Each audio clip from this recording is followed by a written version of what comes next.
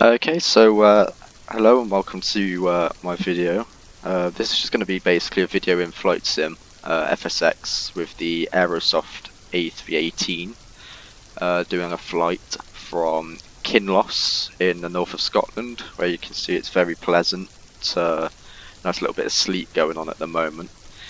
We'll be flying it up to Rekjavik in Iceland. Now really what today's video is about, so I'm just going to sort of run through some of the procedures and everything from the cockpit, so when we get everything fired up and everything, when we start getting really into this flight, I'll be doing everything from the flight deck as realistically as possible. Now there may be a little bit of lag, there may be some performance issues. That's going to be based on the fact that I've got Rex running, which is giving me real world weather. So this is the weather in Kinloss right now, which is January 2nd, 2018 at about 2 in the afternoon. So if you are watching the video, Happy New Year. Hope your New Year went well and everything. So yeah, we've got Rex running. I've got Orbix, which is what's doing my scenery for me here at Kinloss. So I'll have a little look around so you can see what's going on. So you can see you've got, you know, some really nice scenery here. Grass poking through the snow where the snow's fallen. People walking around the control tower and everything. Got all the hangars and everything around. As you can see. And if I spin around, you've got the little wind farm there in the background and some of the stuff over there. Just pull it back down. And yeah, we'll be flying up to Rekjavik. What I'll do is this will be a two-part video. Part 1 will be the cockpit preparation and everything, getting everyone on board. Part 2 will be you know, sort of the landing. So what I'll do is Part 1, that'll be takeoff to climb to the actual cruise. In the cruise I'll then cut the video, because that's probably the most boring part. It would just be me sitting on the flight deck, keeping an eye on what's going on. Part 2 will be descent, preparation checklist, descent, approach, final, and landing at Rekjavik in Iceland, with all the procedures and everything involved in that. Then I'll also do the taxi and then the shutdown with deboarding. Now, Rekjavik, I do have some issues. It is the Orbix Iceland, or is it FTX Iceland? I can't remember. I think it's FTX Iceland, the demo. I've got GSX on, which is what's providing my ground services, and for some reason the AFCAD for Rekjavik is a mess. It doesn't think there's anything there, or at least it didn't last time I flew there. So really it's going to be a question of it may work, it may not when we get there. But yes, that's basically the plan for this video today. As you can see, there is some equipment sort of on the grass and that at the moment. That's because I'm messed around with the GSX positionings for anything at this airfield. Okay, so we'll just go into the flight deck now. So that's the tower view, which is right next to us. One of the other views that you get with the Airbus. Let's switch through these quickly just to give you a little look around the aircraft, and you can really get an idea for how good looking this plane is. So, sort of your views here. You've got this one right here off the wing. So this particular aircraft is the A318. Don't know if you can read that, but it's Tyrolean Jet Services. I don't know if I've said it right. So what the scenario for today is essentially I've got my own company that I sort of like to use in my simulators and everything, for both trucking and for flying and everything, called Atlas. Today's flight we've leased the aircraft to take some of my employees across to the States, to Los Angeles in fact, where I'll be doing some later videos in American Truck Simulator. It's sort of based around that. I thought it'd be a nice idea to, rather than just sort of jump into American Truck Simulator, I'll do the whole sort of getting myself from where I live in the Midlands all the way across to the States. So did a positioning flight before this from Birmingham up to Kinloss, and then this flight obviously will be Kinloss to Rekjavik. So what I'm just going to do is cold and dark cockpit. Everything was shut down following the last flight. First things first, just going to click up here, get the extension power on. So I'll just power things up, and we'll just get the PFDs on as well. Nice and quick. Now we will need to refuel. Make sure we've got the correct amount of fuel and everything on board for the flight. Let's pull up the E-cam here. So you can see everything's dead at the moment. Got the E-cam door page is open. Fuel, that's not going to get us to Rekjavik. So just down here, the MCDU2 menu, load and fuel. I'm going to click init load sheet. So I've already done the load sheet, so it's got all the fuel and everything that we will need for the flight. It's also got the passengers and the cargo. Now the passengers and cargo will be dealing with that through GSX as well. Fuel will be done through GSX as well. So what I'll do is I'll call GSX up in just a moment, get them over, they'll bring a fuel tanker over, he'll connect up, and then we will do the fueling through the aircraft on that actual system. However, GSX works with the aircraft really well, and it will pump the right amount of fuel into the tanks for us. So just double checking everything. So what I'm just going to do now is I'm just going to align our editors, ADIRS. So what you do is you switch these to nav, wait until the on back light goes out. So these are your navigation essentially. So I've done those so that I'll just quickly pull this one up in the screen here. So this is the aircraft, the A318-114 CFM engines. The nav database that I've got at the moment on the aircraft is out of date. However, it's no issue there, it still works perfectly. This is the init page, the initialization page, and here I'm going to click align IRS. So click that. Now we have to wait about five minutes for that to line up. As you see there, line in 5 minutes there. As soon as that aligns, what you'll see is on the map will come up, everything will start popping up on the system. Then what we can do is we can start to program our flight. So we'll just get the fuel over. Need to make sure we've got the aircraft nice and fueled up.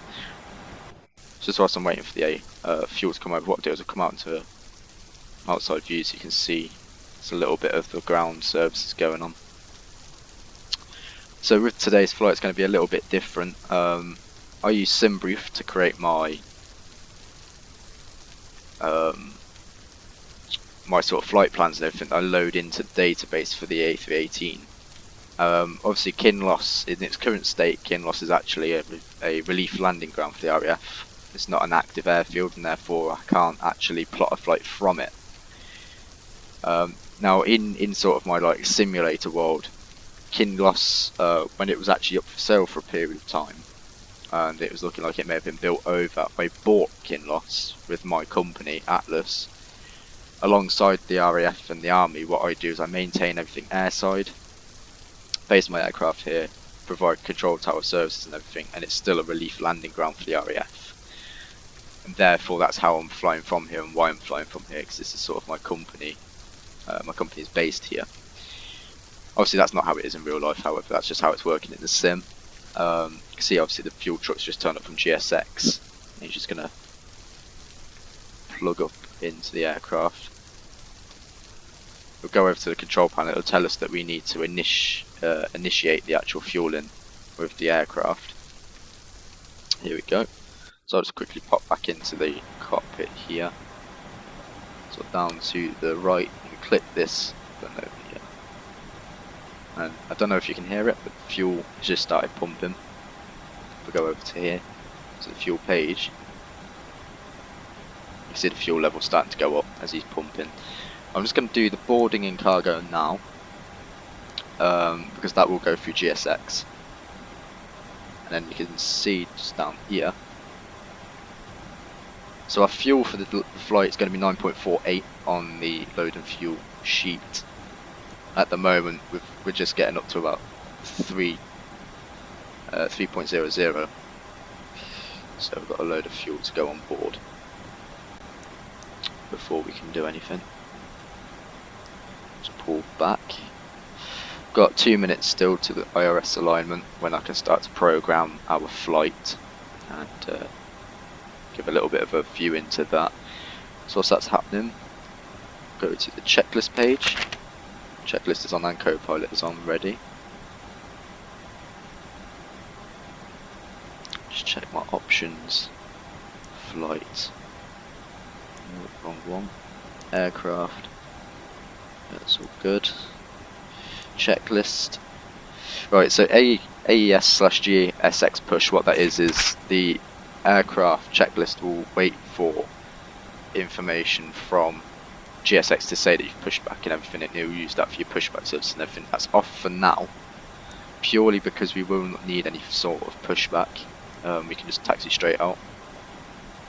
So what I'll do is I'll say to the GSX, essentially, ground crew, you know, I'm good to go, I don't need a pushback.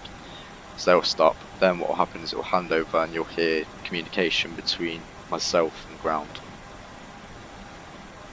in the preparation for taxi. In a short while.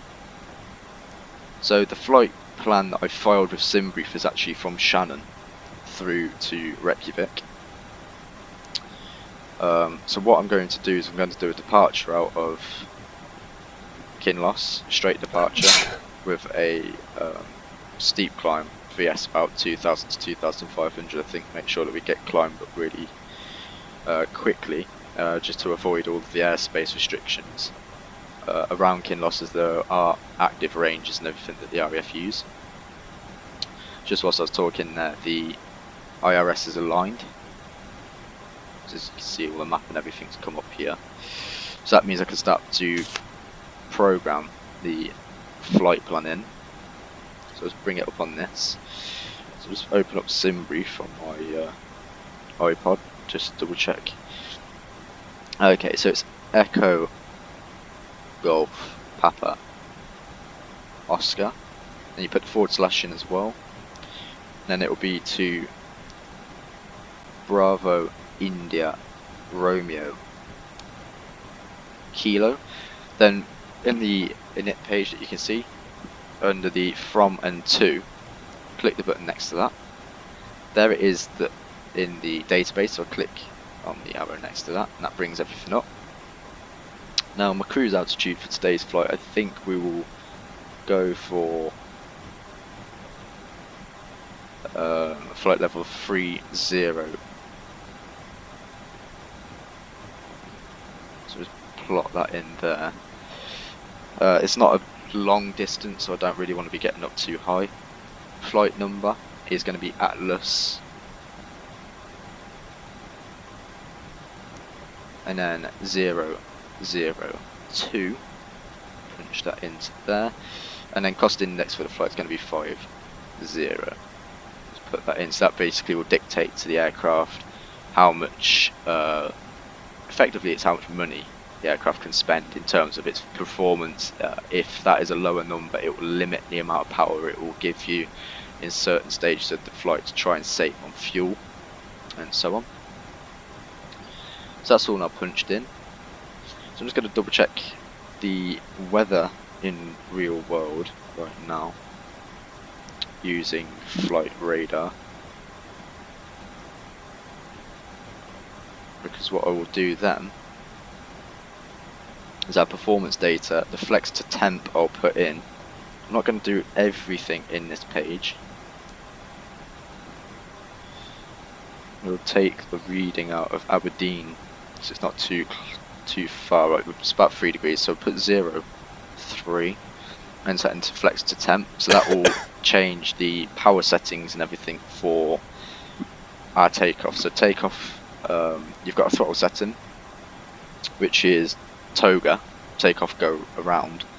In that, the actual in-flight computers on the Airbus, they will dictate exactly how much power is needed to get the aircraft airborne, and it will limit it. It's basically designed so that the aircraft has a longer lifespan, because what it will do is it will limit the amount of power, so you've got less strain on the engines, less strain on the airframe, and so on for a takeoff. So just punch that in there. Okay, so I'm just going to double check the flight plan.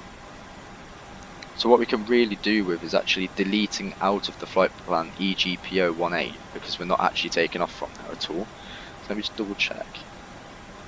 Let's go to plan, and you can see on this PDF here, I'll just zoom into it, that is our departure. So you can see we'd come out of 18 if we were departing from Shannon. We'd hit the waypoint there, that white blip right in the centre of the MFD, make a left turn up, and then we'd touch on that waypoint STN. Now what I'm looking to do, if I can, is to take EGPO-18. So what I'll do is I'll just clear actually 1526 if I can.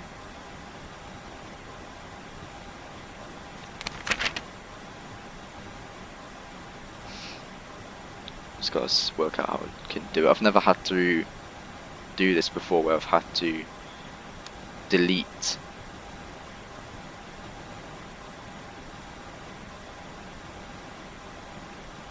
the waypoint.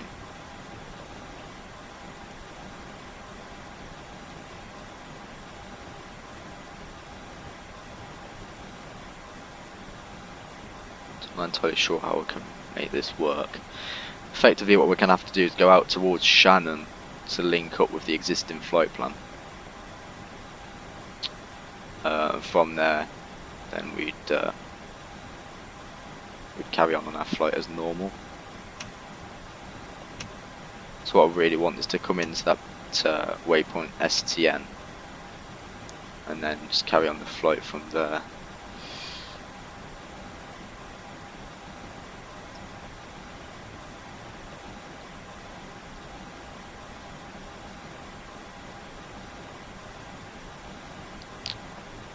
Not entirely sure how I can do it. There we go, so we've got a flight plan discontinuality there.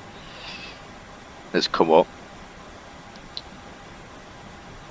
So it's the discontinuality essentially means that EGPO is not in the flight plan anymore. It will continue. If I go clear and then try and clear that out. So I can't clear the actual original airfield. If I clear the discontinuality, click clear again. Okay, then I click insert. Right, so it's going to fly straight out, and hopefully we'll just link up on that beacon there, STN, that waypoint rather, and then we would continue from there. So I'll just go down. So we've got another discontinuality here, so it's sort of caused a few problems. What we just need to do is go through and clear them all, insert the next section of the flight, carry on. Let's go down. Okay, so it's only a few waypoints actually on the flight into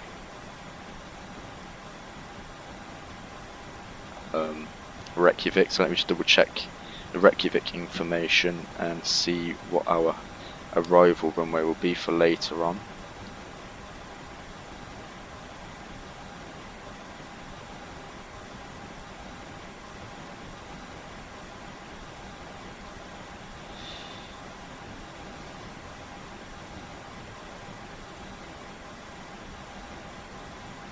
Just double checking that now. Fueling has been done now. So we will be ready to begin our pre-flight checks and everything, and then to board the passengers in just a moment.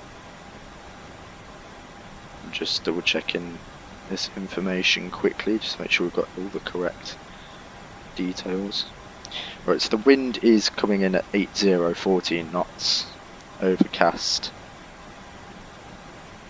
That's at Rekjavik right now.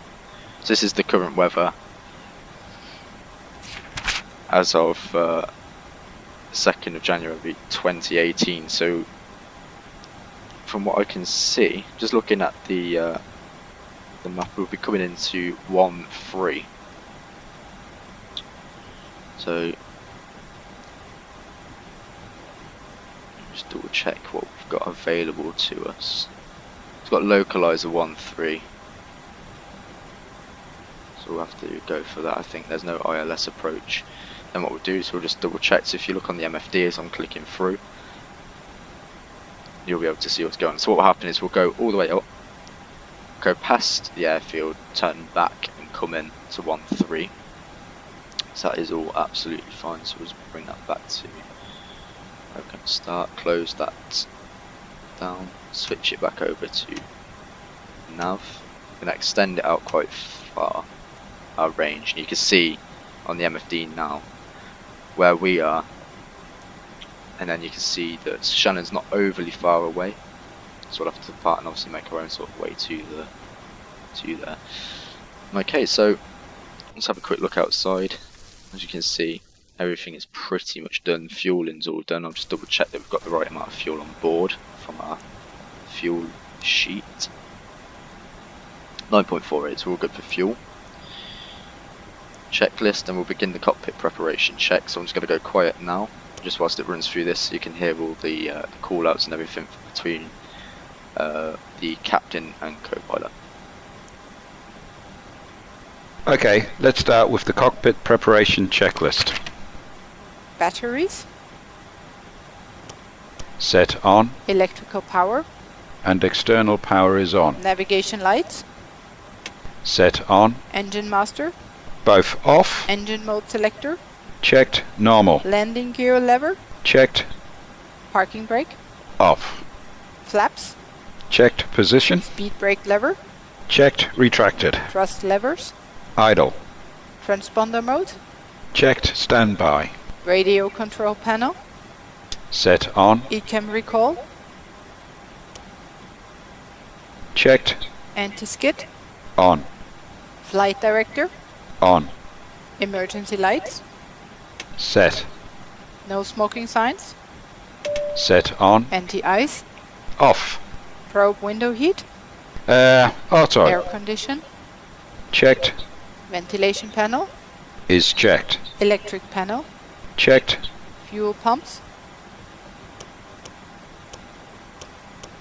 set on, hydraulics, is checked, AccuBrake pressure, checked, ground proximity warning system, on, electronic flight control system, on, ADIRS, checked, emergency equipment, is checked. checklist complete.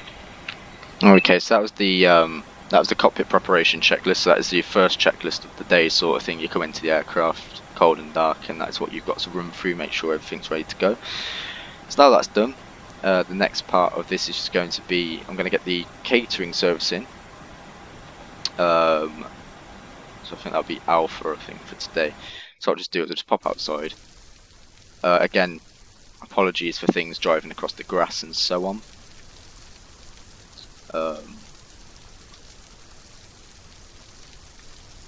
It's just purely because I hadn't actually flown from this airfield yet with the A318 GSX, so I haven't had the chance to actually change the positions of vehicles and so on.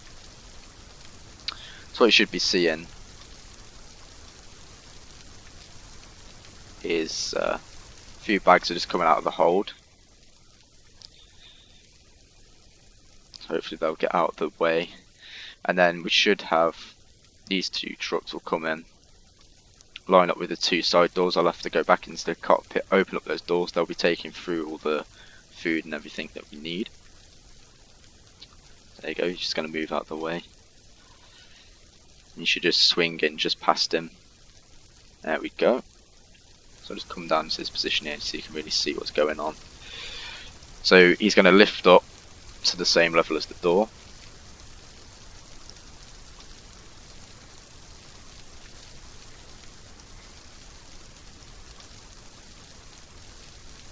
Then you'll see the bridge come across to the door. There we go. Doors open, everything. So now they want me to come back into the cockpit and just click on that. Go to the aircraft doors, open those two. Just pop back out. So as you see, the doors just popped open there. You'll see people start to take the trolleys across into the aircraft.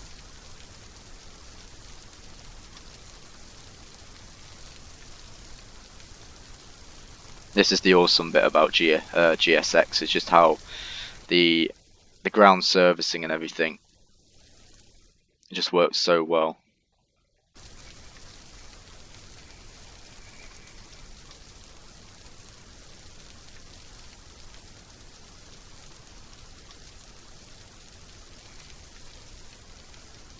Seems pulling the empties out as well.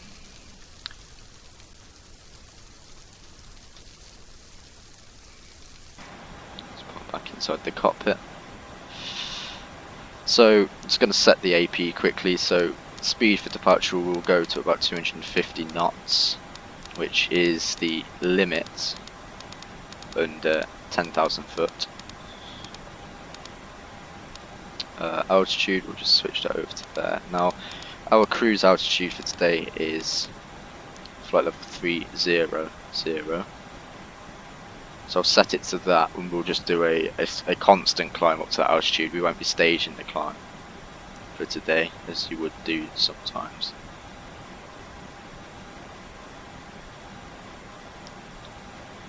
We are pretty much all set, ready to go. What we just need to do now is wait for the ground servicing to sort of finish their job. We'll get the aircraft loaded. We're going to have 25 passengers on board today. It is a business jet, not an a typical airliner. So we haven't got a number of passengers on board. So boarding of actual people and the baggage shouldn't take too long.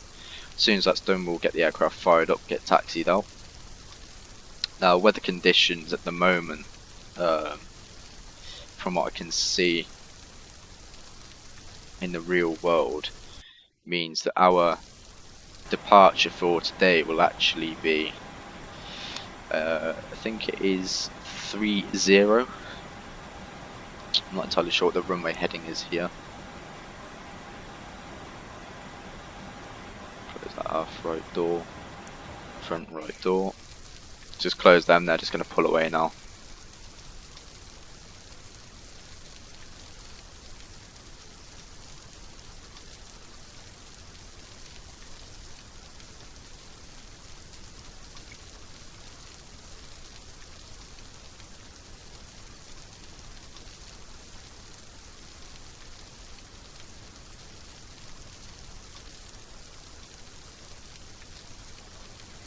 There you go, so that's the catering services all done and completed.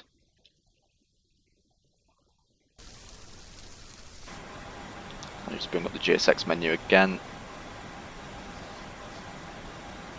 To request the boarding, so that as soon as it acknowledges that the catering is all complete and done, we'll begin boarding our passengers.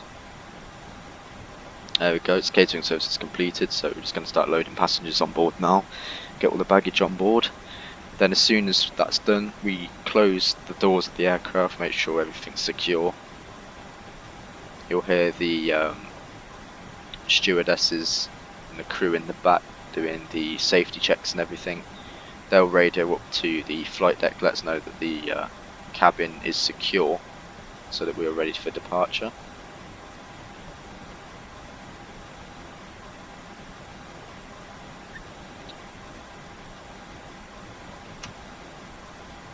There we go, so you can hear in the background now passengers get on board.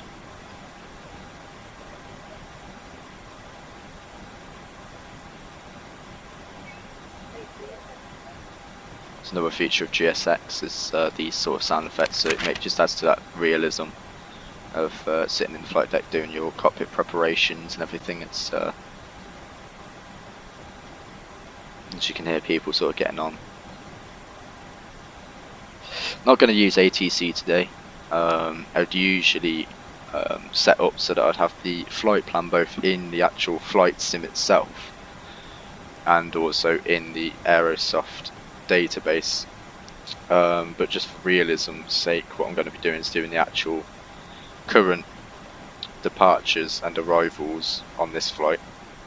And sometimes, unfortunately, FSX doesn't line up with that.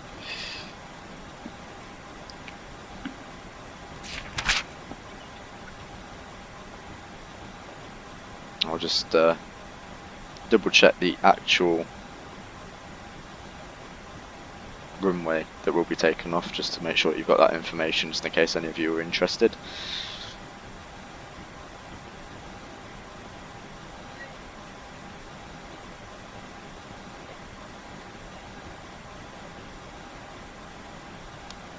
So the runway we'll be departing on today will be 25. So it will be a 25 departure. The wind is actually almost a direct crosswind, so it doesn't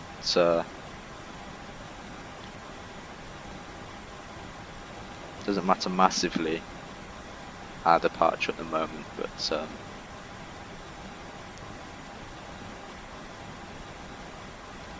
we'll be departing out of Kinloss. Then what we'll be doing is a straight sort of departure. We'll be climbing as quickly as possible, and then we'll be heading towards sort of Stornoway, ready to join onto that flight track, and then make the crossing up to Iceland, which will be a stop off where we'll sort of have lunch and refuel. After Iceland, incidentally, we'll be then flying off into I think it's Montreal we'll be going to after that. No, actually, in fact, it's Quebec will be our next point of visit following on. And then from Montreal we'll be flying through to about the centre states, I think. Just double check for you. I'll only be doing the one recording of the flights over to the States, which is going to be this one that you're watching now, part 1 and 2.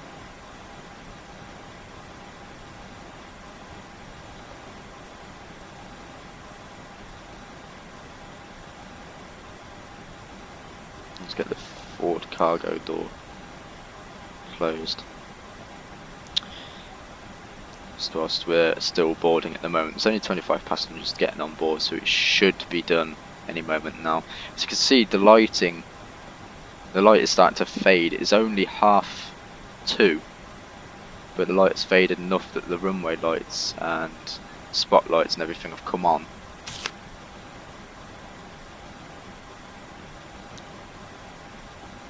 In fact, what we'll do is, just as it's darkened down a little bit, we'll just put the floodlights and everything on up in the cockpit, just to make sure we've got the visibility we need of the flight instruments and everything.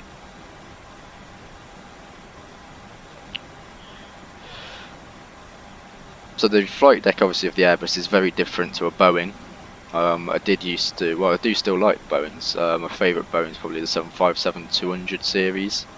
Absolute beauty of a plane to fly. Biggest difference, no yoke right in front of you. You've got a side stick in the Airbuses. So you've got this fold out table right in front of you with the checklist on it. Just fold that back up, push it in. So that's one of the biggest differences. Another one is actually the way the autopilot works. So autopilot's got two settings. It's got managed, and then it's got, I can't remember exactly what it's called, but essentially it's got a managed mode, which is where the flight management computer, the FMC, will actually dictate the speeds and so on, based on the information that you've fed into the flight plan. So to do that, what you do is you push it in up here. So when it's pushed in, what you get is the lines with a dot. So that's managed mode for the heading at the moment. Then you've got manual, shall we call it. I'm not entirely sure what it is called. But to do that, you pull it. So now I've pulled that, you can see that immediately on this MFD here, you've got a straight track out. So that is the heading that would currently be on if I set the heading myself. At the moment the VS is in that managed mode. As soon as we take off, I'll be pulling that and switching it up. So what I'll be doing is we go in, pulling it out, switch it up to about 2000 to 2500 on the VS. With the heading, that will be staying in management, because that should then track us straight to our waypoint by Stornoway. For speed, I keep that on like a manual mode. I just like to have the ability to change my speed as I see fit on the flight deck.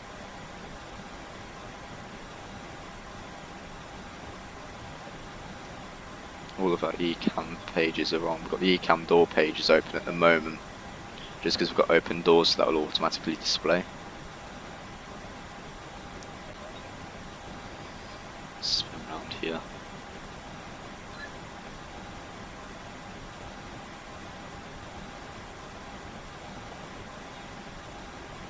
So this boarding is taking its time at the moment compared to what it would normally. From this point on, really, I'm going to be staying on the flight deck as the real sort of flight crew would be at this point. Another little interesting feature of this aircraft is just down here by the cockpit door. You've got a video. Click that button, and that display up here, right in the middle of the screen. Now you can see it's just showing a visual of what's happening exactly outside the door. And if I just click that again, you turn it off. That's another measure, obviously, post 9/11, to make sure that nothing can be happening outside that cockpit door. No one can sort of gain entry to the flight deck without permission. So there's spotlights and everything up here. We've also got the sun visors that pull down.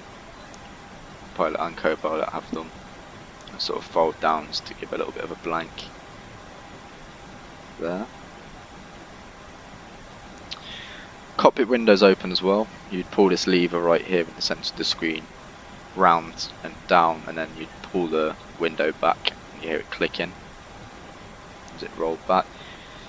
What I'll do is I'll quickly show you the window open and everything, but I won't keep it open because obviously it is raining. So just pull it back. And there you go, you've got the window wide open there. You can see the really good detail in the window, and you hear it clicking back. So get that closed, and that sort of locks in place there. So it's same for pilot and co-pilot. Co-pilot side, you can do the same too. Jump seat can be deployed, but we won't have anyone in the jump seat for this flight.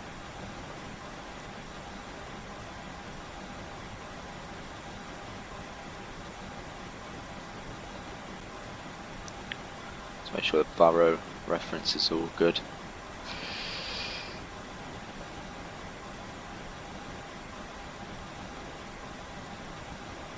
For some reason it's taken these 25 people a lot longer to board the aircraft than I thought. Just double check my load sheet and make sure it is still just the 25 that was supposed to be coming on board. Yeah, so passenger number 25.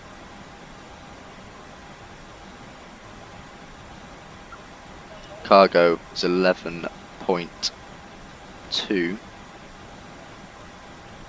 It's got a lot more sort of cargo in the baggage hold and everything on this flight than you would normally have. The passenger to cargo ratio is different to what you'd normally experience on a flight.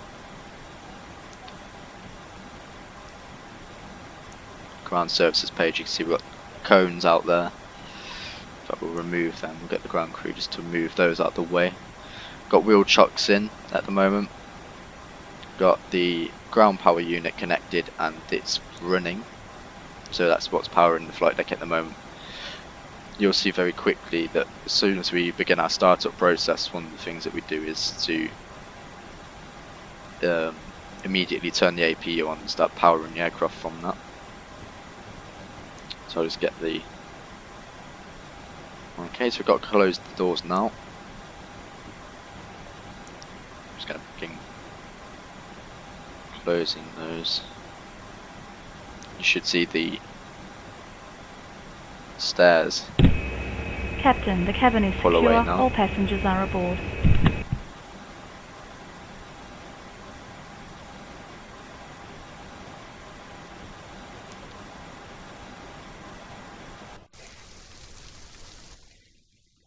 Okay, so the last thing we just need to do now is just close that baggage door and it will start another checklist for us.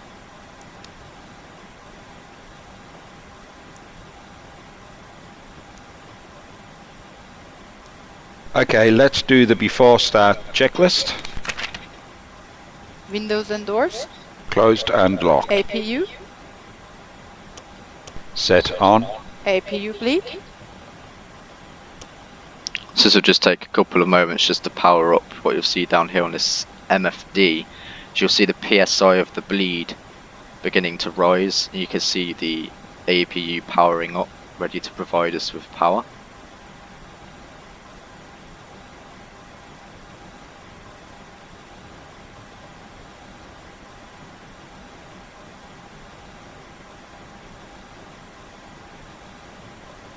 As soon as that's up to a good level, that'll be cooled on.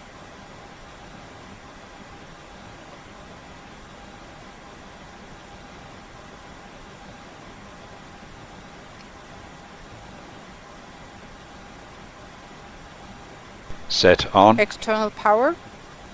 Disconnected and off. Cabin signs. Set on. Thrust levers. Idle. Parking brake. Set on. Bearer reference. Checked. 1013. 1013. Check. Beacon lights. Set on. Checklist complete.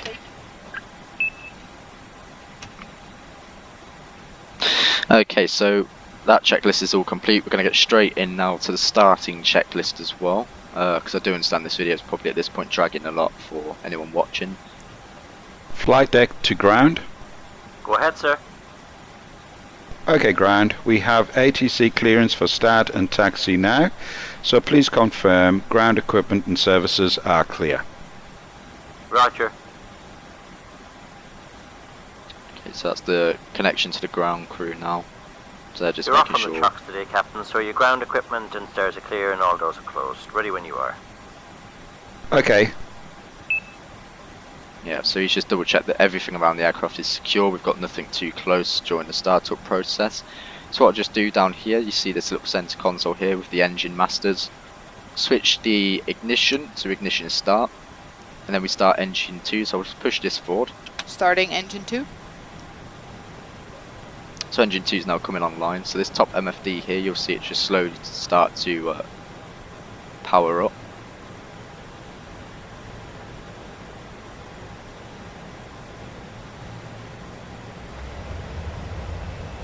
There we go, it's just started to ignite nicely, so it's coming up. Just pull back out.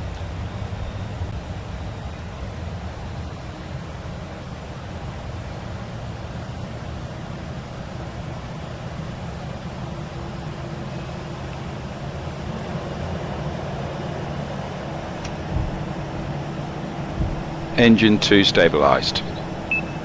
Okay, so engine 2 is online, so we'll get straight on to engine 1. Starting number 1. As soon as engine number 1 comes on, what I'll be doing is I'll be switching the ignition back to norm. It's that weird sound that you can hear at the moment, sort of sounds like a dog barking or something. That's actually the hydraulics, the hydraulic pressure. It's got, I believe it's 2 pumps that sort of try to regulate the hydraulic pressure throughout the entire aircraft. Part of that system is run off the engine, so when both engines are online, what happens is you'll hear that as it starts to regulate and maintain hydraulic pressure. I'm not entirely sure that my explanations are fully correct, but it's just what I understand. from Engine 1 watching stabilized. things on YouTube. And that's a good start on both engines. All systems are normal. Thank you for your help and all clear. We'll see you for signals on the right, please. Roger, 2 good starts, all clear signals, see you on the right. Okay, so that was all good. He'll just be moving over to the right, giving us a signal, then we'll be doing the after start checklist. The after start checklist. Engine mode selector. Checked. Normal. APU bleed. Set off. APU master. Set off. Ground spoilers. Set. Rudder trim. Checked. 0. Pitch trim. Set. Flight controls. Okay, so now it's the flight control check. So if you watch the MFD to the left and also the stick, I'm now going to go full left. Full left. back to neutral, then full right, Full right. back to neutral. Neutral. As you can see there is a white cross in the centre of that MFD. So now we'll full up, Full up. back to neutral, full down, Full down. back to neutral. Neutral. Rudder. Now we watch the pedals, Full left. Full right. Neutral. Check. Flaps. Flaps 1. Anti-ice. Off. Ecam status. Checked. Ecam door page. Checked. Hand signal. Received. Checklist complete. okay, so that's all done. Now the taxi checklist will start when we actually get into the taxi. What I'm going to do is going to jump the gun a little bit with that and get the taxi light on. And we'll just begin our taxi, so we'll be coming out of this parking spot, turning left. So apply a little bit of power, just get the aircraft moving. So pull back to neutral again. Nice and steady taxi. We won't be using the windscreen wipers until we actually get onto the runway either, so that's why they're not running at the moment, although it is sleeting still at the moment. So just come round to the left.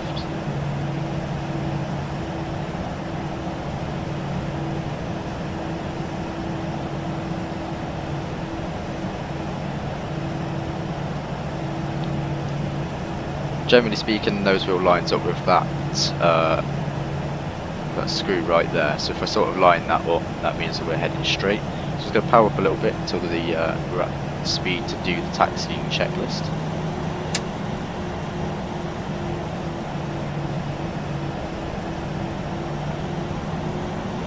And the taxi checklist. No slide. Taxi. Brake check. Okay, so brake check. I'm just going to apply the brakes for a second and pull off whilst the hydraulics check. are checked. The actual brake pressure rather. Pedal pressed. Checked. 0. Check. Auto brakes. Max. Takeoff data. Set. FCU. Checked. Slide instruments. Checked. Checked. TO config. Set. Checklist complete. Okay, so taxi checklist is now all complete.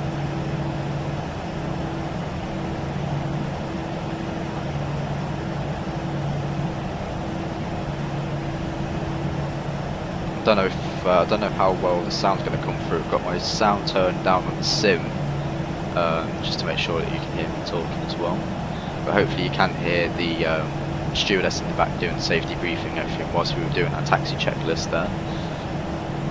So just coming round now, we're just going to come down towards the runway, taxi to the far end, ready for departure. Then what will happen is we'll just stop at the end of the runway, at the hold, where you'd normally be contacting ACC for permission for the takeoff. Then what I'll do is I'll trigger the actual takeoff checklist, which is where we put the landing lights on and everything, make sure that the cabin's all secure, everyone's ready for the takeoff in the back.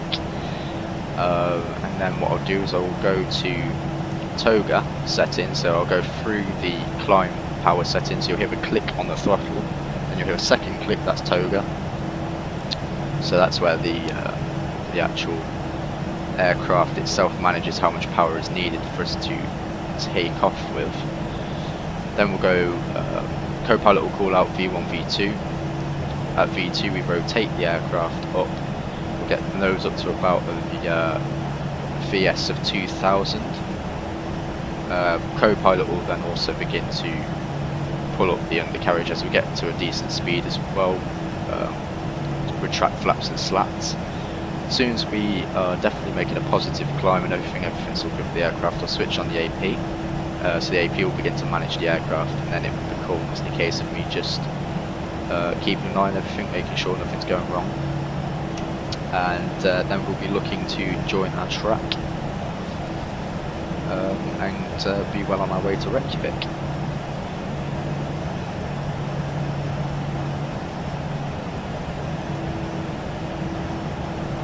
So what I'm going to do is I'll just turn left here at this taxiway. We won't need the full length of the runway, I don't believe, for this takeoff. Let me just think. In fact, no, what we'll do is just due to the weather conditions, we will go to the far end of the runway, so we'll go right here.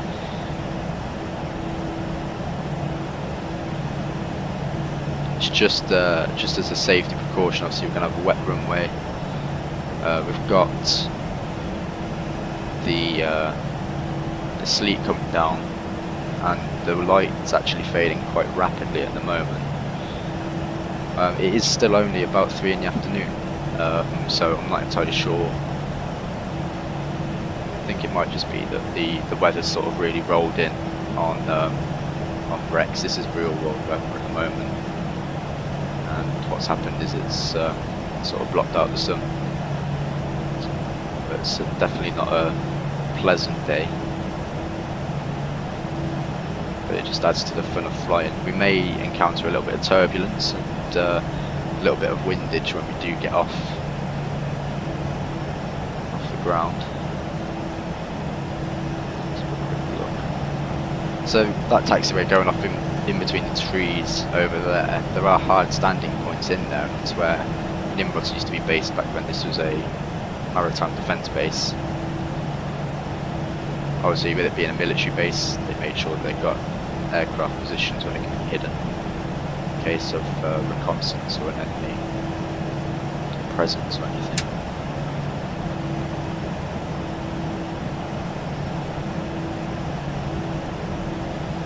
Okay, so we're just round towards the see the crosswind there, where it's almost a direct crosswind for the airfield at the moment. So it wasn't really a correct sort of runway heading. Obviously you would take off into wind as much as possible. However, in this particular occasion, unfortunately, we've got really no choice but to take off with a crosswind. So we've got crosswind on our left side when we take off. Just stop here, park it, brake on, begin the before takeoff checklist. Flight attendants, seats for takeoff, please. Before takeoff checklist. Brake temperature. Checked. Brake fans. Off. Engine mode selector. Checked. Normal. TCAS. TARA, tilt above. Exterior lights. Set on. Sliding tables. Stowed. Stowed. Checklist complete.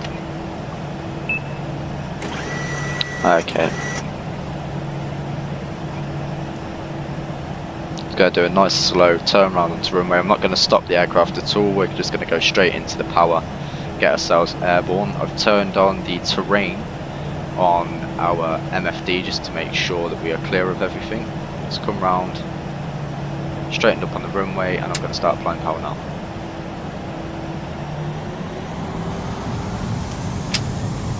Take off. Man, flex and SRS. Check. Okay, speed's coming up nicely, just keeping it lined up on Power that centre set. line.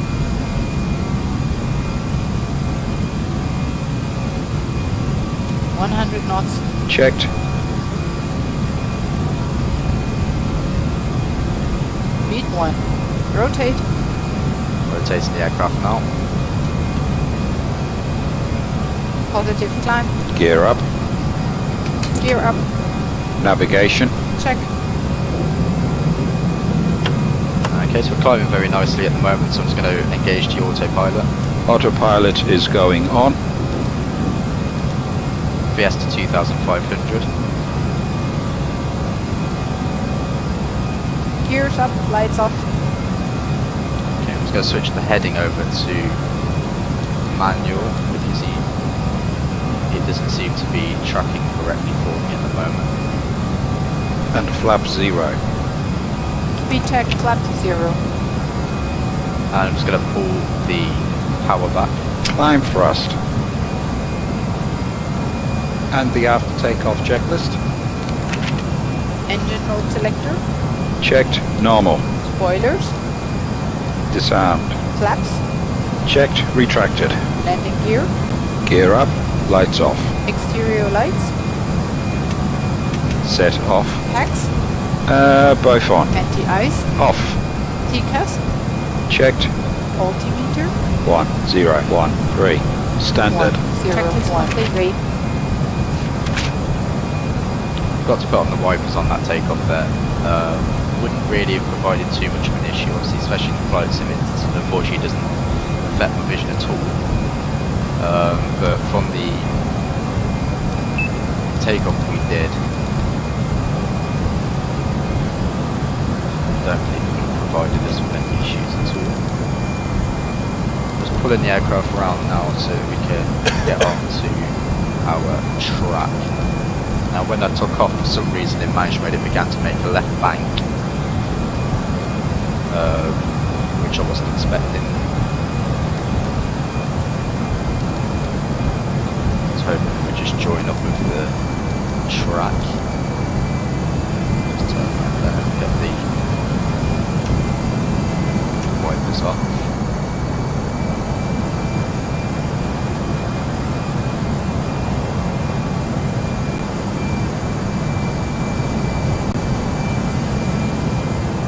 Still climbing nicely at the moment.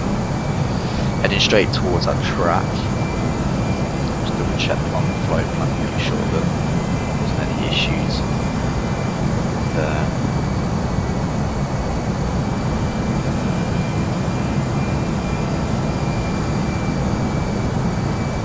Just gotta try and re-engage manage mode.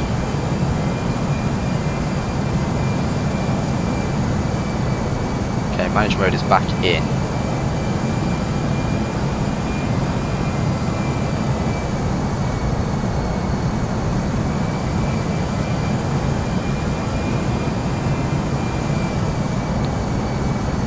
Broken through that cloud layer and you can see how stunning it looks up above the weather. So it is getting dark in Scotland at the moment. Or well, we are quite north in Scotland to be fair. See the sun's really burning through over there. Purple sky with the stars just starting to come on.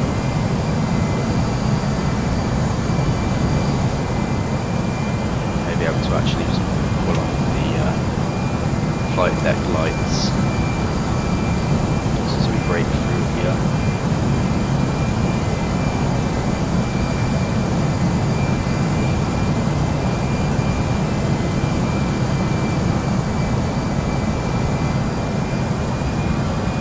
I'm going to reduce that VS down now to 2000.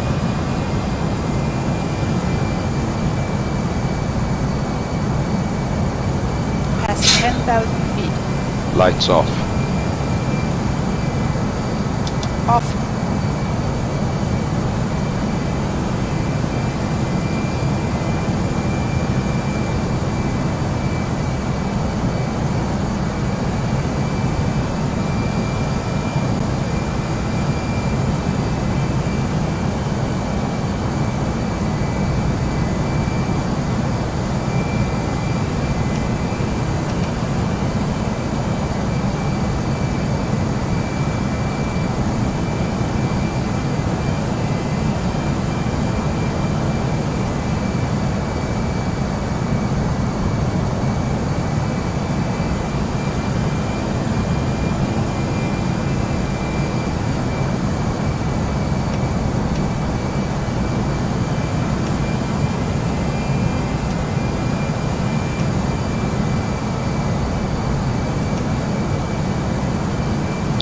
Gone through 10,000 foot, so I'm just going to increase that speed up to about 300 knots.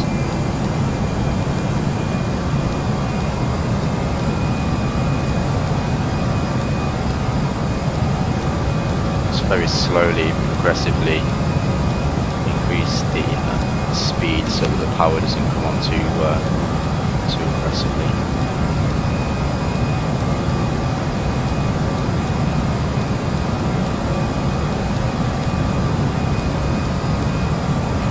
Hold it at 300 knots there. Just trying to ascertain exactly what's going on with that flight plan at the moment. I just want to make sure that we are going to be joining. I believe we are heading directly to the track at the moment. At the current rate that we are going, we will be probably at cruising altitude by the time we join our track.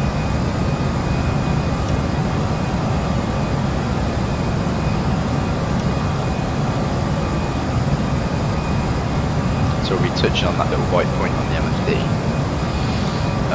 And then hopefully just start our track towards Rekjavik. As the sun really provides some beautiful views out the left side of the flight deck there, that climb out.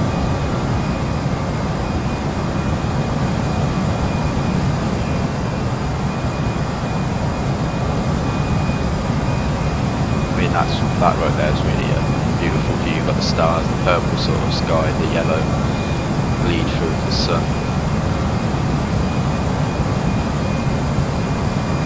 Let's climb up to our altitude.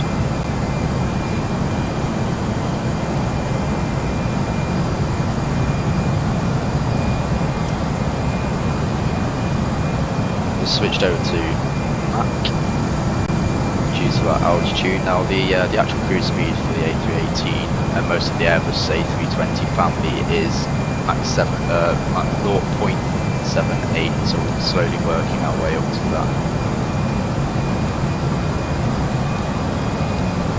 number. Just passing through about 18,000 foot.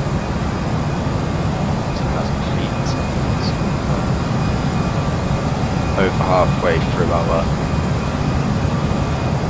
climb.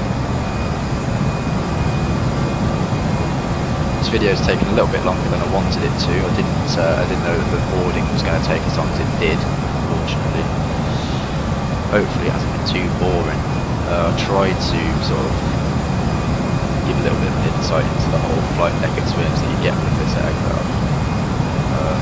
The co-pilot and everything, it just makes it a lot more immersive and a lot more realistic. Here we go, hit a little bit of turbulence. It's had a little bit of a wobble there, but we're still fine, okay.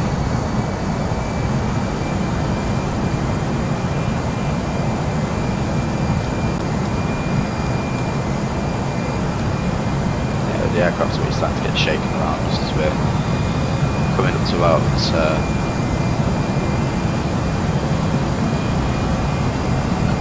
10,000 foot to go. Just getting bumped around a little bit in the top of these clouds.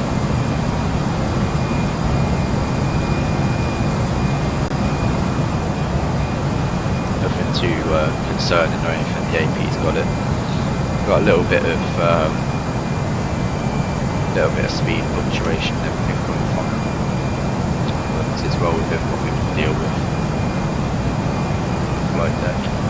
Hopefully we'll just be able to climb through it.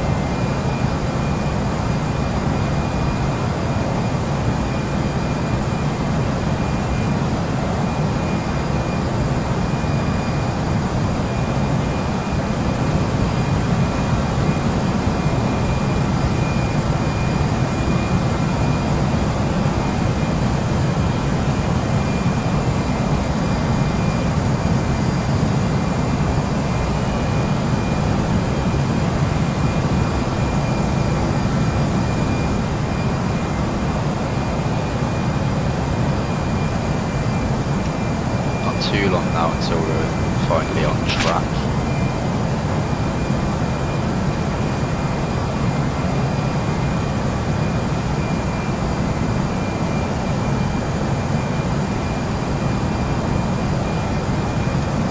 Cabin crew just announced that we're climbing onto our cruise level to the passengers in the back.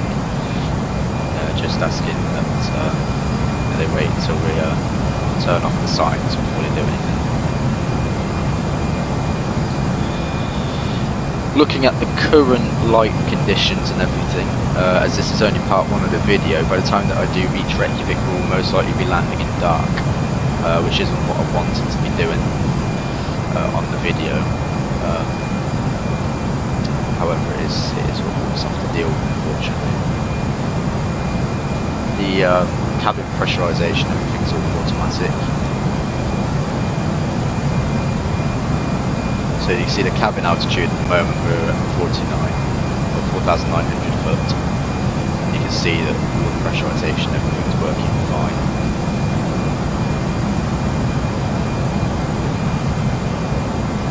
So the pressurisation system is absolutely fine. Just going to reduce our VS down again.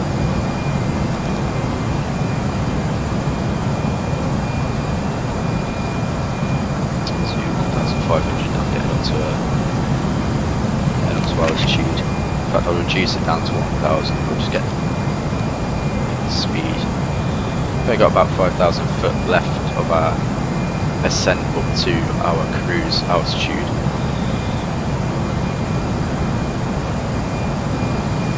We've come out of the turbulence now.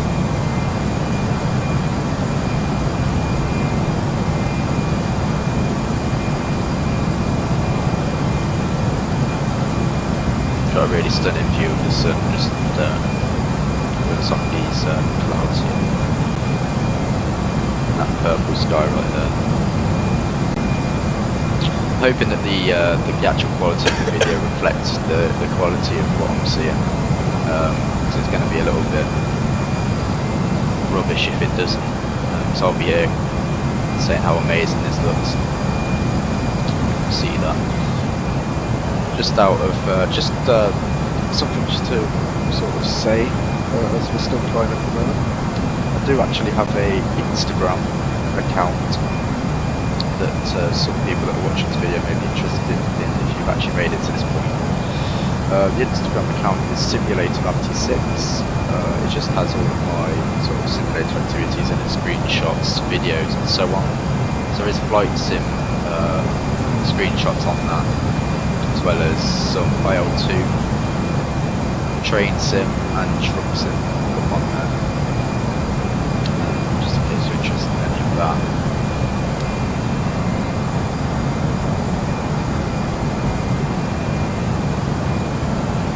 So we're really close now to our, hopefully getting onto our track.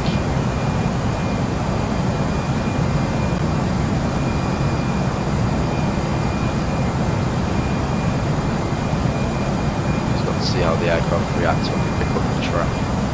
Just keep an eye on everything, make sure that we have no problems.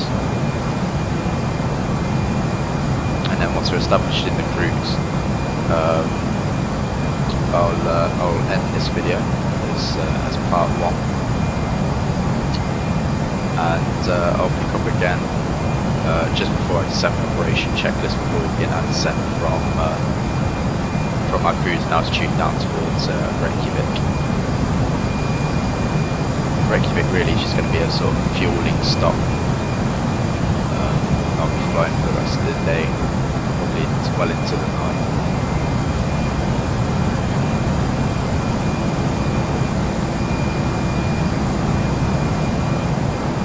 Working out the clouds nicely.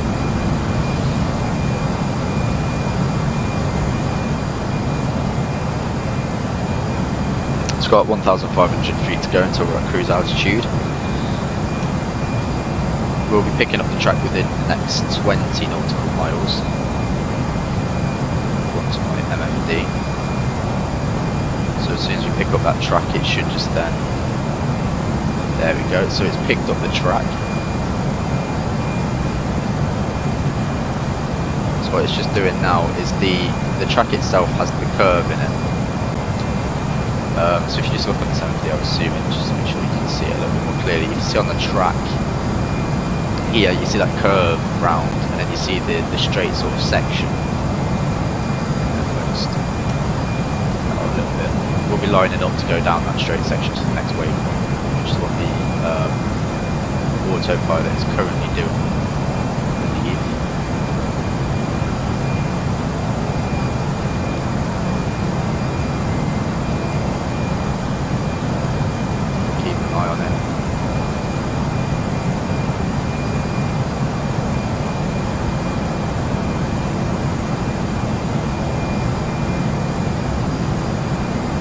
Level out here and then we'll get a left turn.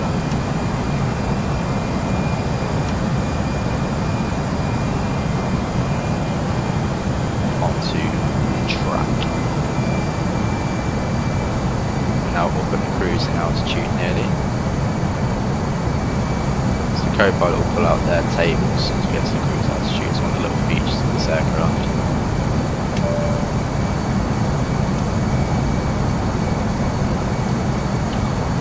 There you go.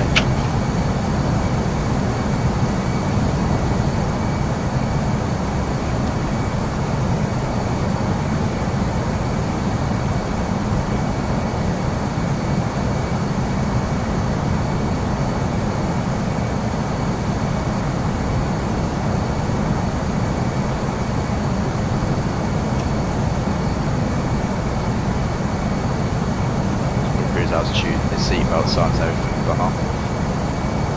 Making a slow bank at the moment.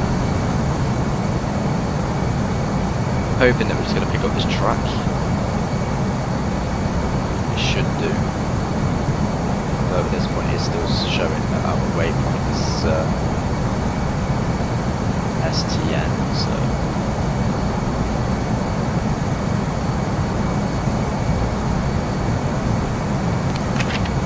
There we go, so we're on track now. Let's just switch the waypoint through to our next waypoint, so it will just bring us around onto this track. As soon as we join this track, you can get all straightened out and everything. That will end part 1. So you can see just down here, green blobs that are popping up to the weather. White dot AKIVO. Our next waypoint, so that's where we're heading. That is in 134 nautical miles. We'll be arriving on that waypoint at 15:25 GMT.